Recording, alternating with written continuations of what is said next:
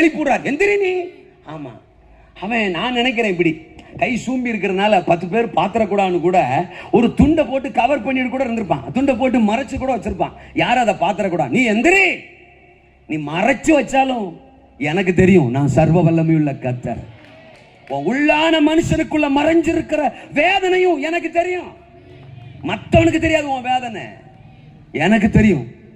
மற்றவனுக்கு தெரியாது உன் கண்ணீர், எனக்கு தெரியும். எந்திரி நீ. இவங்க எல்லாம் ஒரே ஆர்வமா பாக்குறாங்க. என்ன ஒன்ன போறாரு, ஏது ஒன்ன போறாரு, தோத்துறோம். அவன் நினைச்சிருப்பான் நம்ம ஒண்ணுமே கேட்கலையே, செபமும் பண்ணலையே, நம்மளை பொசுக்குன்னு எழுப்பி விட்டாரு அப்படின்னு அவன் நினைச்சிருப்பான். இப்ப சொல்றாரு ஏசுனாரு, நீட்ரா கைய. அவன் மூஞ்சிக்கு நேர என்ன பேச்ச காண அல்லையே சொல்லுங்க, நீட்ரா கைய. மூஞ்சிக்கு நேரம் நாங்க எழுதலையே, தோத்துறோம். ஒரு எக்ஸ்ட்ரா ஃபிட்டிங் தான், அல்லையே சொல்லுங்க. அவங்க பாக்குறது தானே, அவங்க கண்களுக்கு முன்னால தானே. ஆமேனா?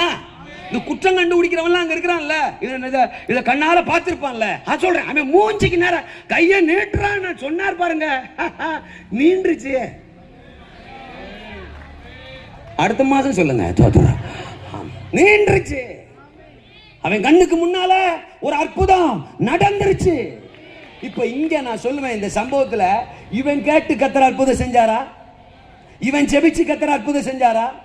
இவன் அழுது கர்த்தர் அற்புதம் செஞ்சாரா? இல்லைங்கோ. அவங்க குற்றம் கண்டுபிடிக்கணும்னு நினைச்சான் பாரு, அவனுக்காக அற்புதம் செஞ்சார். ஆமென். ஊர் என்ன உன்னை பலவீனன்னு சொல்றது? யோவான் 8ஆம் அதிகாரத்துல ஒரு அம்மாவை கையுமையுமா புடிச்சிட்டாங்களாம். ஒரு விபச்சாரி அந்த அம்மா புடிச்சிட்டாங்க. நேர இயேசுநாதரை கொண்டு வராங்க. அவங்க அந்த அம்மாவை தண்டிக்கணும்னு நினைச்சிருந்தா தனியா தண்டிச்சிருந்திருக்கலாம். அவங்க பண்ண தப்பே இயேசு கிட்ட கொண்டு வந்ததுதான். நான் சொல்றது புரியுதா உங்களுக்கு? இயேசு கிட்ட கொண்டு வராங்க அந்த அம்மாவை. வந்துட்டு சொல்றாங்க, 2 கண்ணால பார்த்தேன். அப்புறம் 7 கண்ணாலையா பாப்பா? 2 கண்ணால பார்த்தேன். இவ வேசித்தனம் பண்ணா, இவ விபச்சாரம் பண்ணா, இவ பாவி.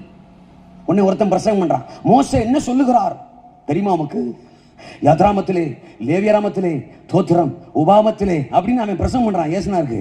இந்த மாதிரி விபச்சாரியை கையும் களவுமாய் பிடித்தால் அவள் கல்லெறிந்து கொலை செய்யப்பட வேண்டும். இயேசுனார் எல்லா பிரசங்கத்தையும் கேட்டுட்டு